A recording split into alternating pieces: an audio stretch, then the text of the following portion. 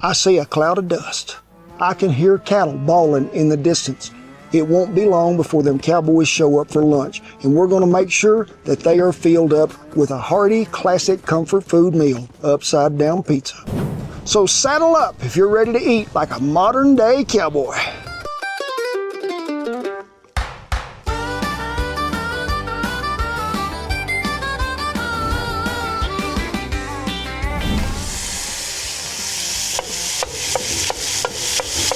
Hey, before we go any further with this recipe, if y'all like comfort food classics and one-pot meals, be sure and give this video a like and share it with your neighbors, and make sure you're subscribed. You know, I tend to break out a lot of the old classics at noontime on a ranch. Them cowboys been gathering, maybe been roping, dragging to the fire, doing a little branding, but I know they've worked up an appetite since breakfast was at 4:30 or 5. And we started out with 2 pounds of ground chucks, 80-20, 80% lean, 20% fat.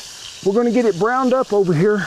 Make sure that you chop it up, stir it on occasion, and then we'll go with the rest of it.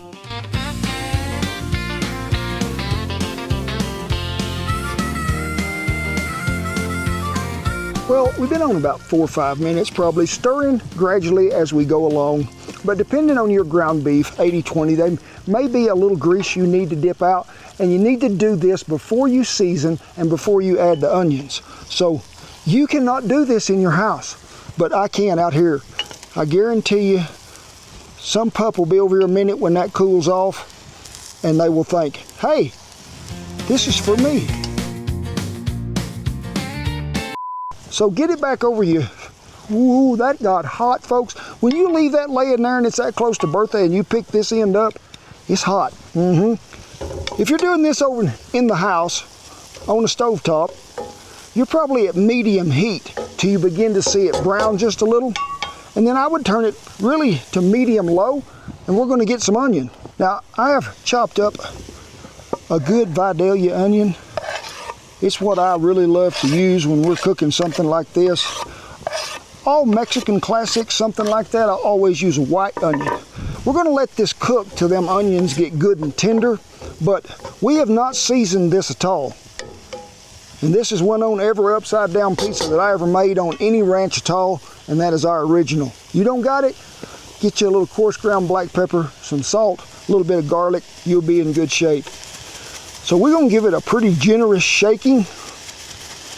But remember, don't do this if you think you're going to have to drain some grease, because you might lose some of your seasoning.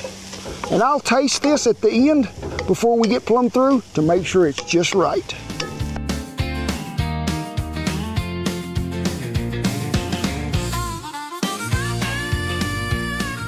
Well, while them onions is sitting over there getting all tender and soaking up that flavor out of that ground beef, I think I ought to tell you what went on in a typical day when me and Shan was cooking for cowboys. So after breakfast, all them cowboys are mounted up and gone. They're gathering cattle out of a pasture. A lot of times we'll call these traps, and it could be anywhere from 500 acres to 18,000 acres, depending on the size of the ranch. And everybody gets pushed down to the set of pens. You can always tell they're getting close. There's a lot of bellowing and bawling them old cows and calves, and you can see a cloud of dust most of the time as they're getting closer to us. They're going to get vaccinated, castrated, branded if it's in the spring, but if it's in the fall, all they got to do is bring them off them cows, and it's time to wean. If they missed one in the spring that got away from them, what do they call them? A slick. He had no brand, no ear tag, been worked, none. It is time to think about, we're going to have to cook lunch.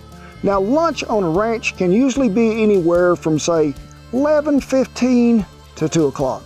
A cow does not own a watch. She doesn't care what time you get to eat. It's the least of her worries. So I was cooking in the Paladura Canyon. We would pull the wagon out the day after Thanksgiving. The manager said, I'm going to take care of you this year, because I'd been cooking for him for about 6-7 years at that time. He'd got an old reclining chair that he was going to throw in the dump, and he brought it to camp. He said, you'll have time to sit in that in between meals. Well, every time I got ready to sit in it, there was already somebody in it. Well, I remember one of the last days before we moved camp out of that Summerfield trap. Everybody come in for lunch about 1, except old Bobby. They waited, and them boys ate lunch. Then they rode off, and they found him. Horse had rolled over on him, separated his shoulder. So when Bobby got in there, I got me a cup towel, 2 of them tied together, pulled that shoulder up here to where we could sort of get it, and we popped it back in place, and then we just rolled that there cup towel around there and tied it tight. And he said, well, that's hurting pretty bad. So we got him in that reclining chair, got him all fixed up. Chris brought him one of them 1,000 milligram ibuprofens. He took it. This was about 2 o'clock on a Tuesday. Thursday morning, he woke up out of that chair right as we was fitting to have breakfast, about 4:30, and he looked at old Chris and he said, you know, I told you them pills didn't do nothing for me. He said, I ain't even been asleep. Not only did he sleep for 2 days, but he missed upside down pizza for lunch that day.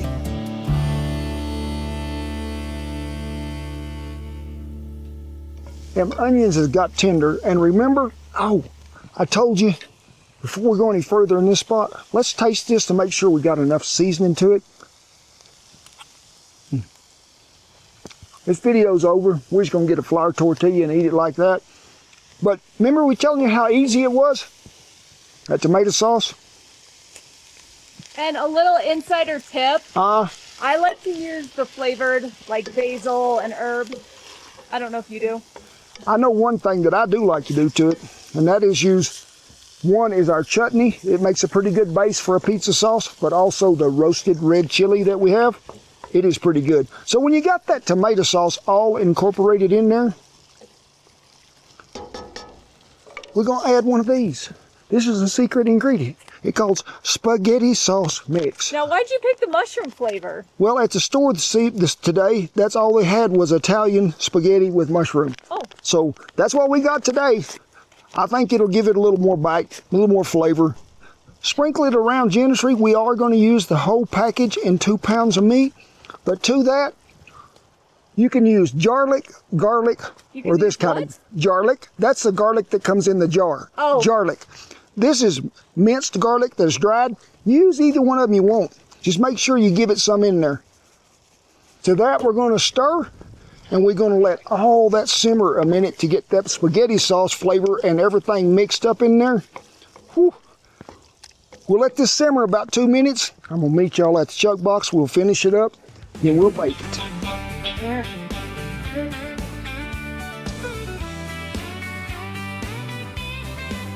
Well, everything has blended well together. Bertha has done her job. Get you a concrete trowel or a spoon, rubber spatula, whatever you got. Let's smooth this out to where when we get this cooked, everything will have the same bite size participation.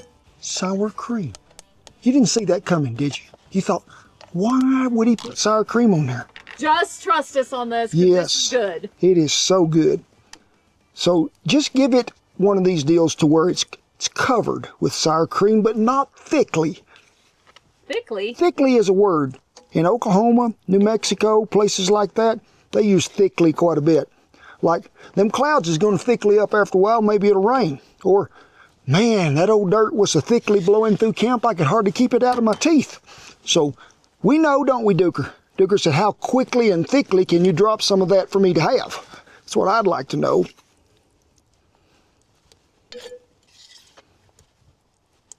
I would say, back when I used to finish concrete, that there is a done deal, Duker. Cheddar and mozzarella. Give it a sprinkling, then we'll go back with the other. Duker, do you love cheese? Let's just see if you still love cheese. How many can you catch before they hit the ground? Hey, up here. Attaboy. You're doing good, Duker. Now comes the mozzarella. According to Shan, we got to have some on there, and it does taste good. Makes that sort of ooey, gooey, cheesy pool that you want to see. So, we have our cheese on it. We have our sour cream. You don't have your topping. We don't have a crust. Pizza got a crust, but this one's upside down, so the crust is on the top instead of the bottom, right? Well, let me get the crust. What do we got?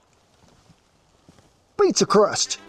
Now, a lot of times on a ranch, we would do it with what my mother's recipe was, crescent rolls. But we also did it a lot of times with a sourdough pizza crust. And we just, instead of using regular vegetable oil, we would use olive oil, have a little more garlic to it.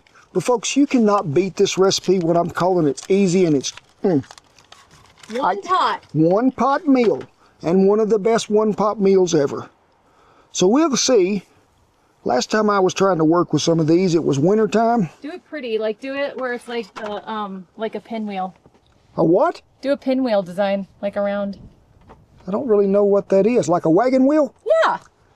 All right, we'll see what we can do here. There's one facing that direction. How many spokes is in the wagon wheel, Shen? As many as it takes to go around. Okay, there is that one. Here's a short timer.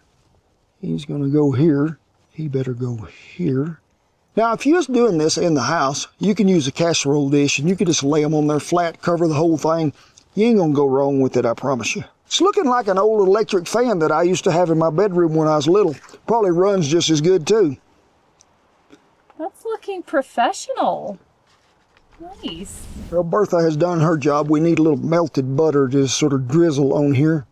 If you got one of them brushes, you can use that. Me, I'm just going to use the splash and dash method.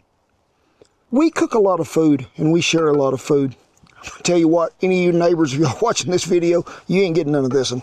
This is one of my favorites. I'm going to eat it all. Now, I'm going to finish this off with a little sprinkled Parmesan cheese on here. Now, if you're in the house cooking this in the oven, preheat it to 350 degrees. You're going to cook it about 25 minutes. Me, I'm going to cook it in a Dutch oven right over here on some coals.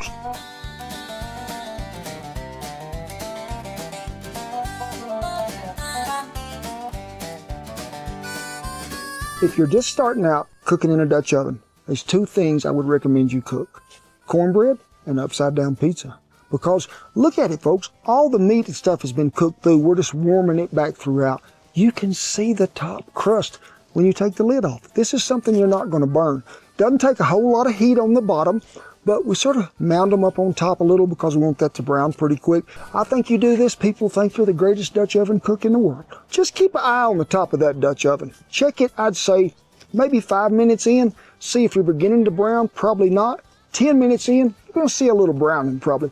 And if you need to slow that down, you think it's gotten brown too fast, rake a few of them coals off.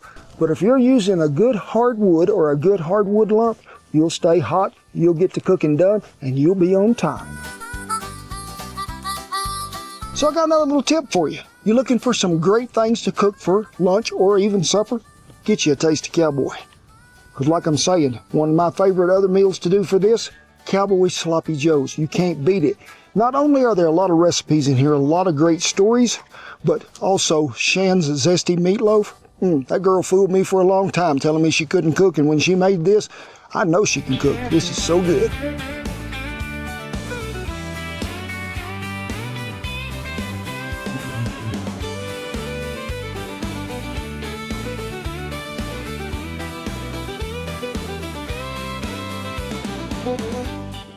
I'd like to tip my hat, first of all, to my mother. Thank you, sweetheart, for teaching me how to cook. Thank you, Aunt Dorothy, for all these great recipes you shared with us, too. But look at here. I mean, you got the meat, you got the cheese. Would y'all rather turn it over so you can have the crust on the bottom? No. No. I want to see the crust on top, I do. So let me get it over here.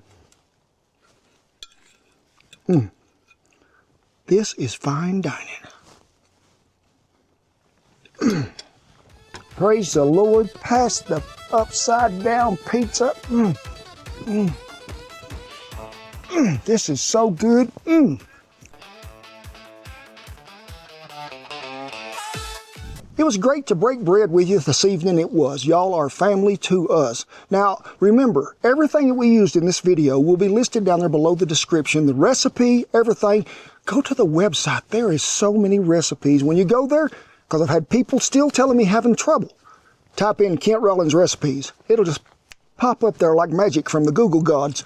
And then all you got to do, search upside down pizza. You got her there. But we really appreciate each and every one of you watching. We never take that for granted. But also, remember, if you're going through some hard times or some tough times and hard times build what? Tough people. They do. But you're not alone. You've got us as family. You got God first. But always remember, shoot us a message. Say, hey, I'm just going through a hard time. Reckon y'all could pray for us? We'll sure do her. But it is with great pride, privilege, and honor that I tip my hat to that old flag and thank all the servicemen and women and all the veterans that have kept it flying. Remember, it is a great day above the grass when they ain't throwing dirt on you. And I'll see, I got to give you a hug. God bless you each and every one, and I'll see you down my favorite meal, Upside Down Pizza Trail.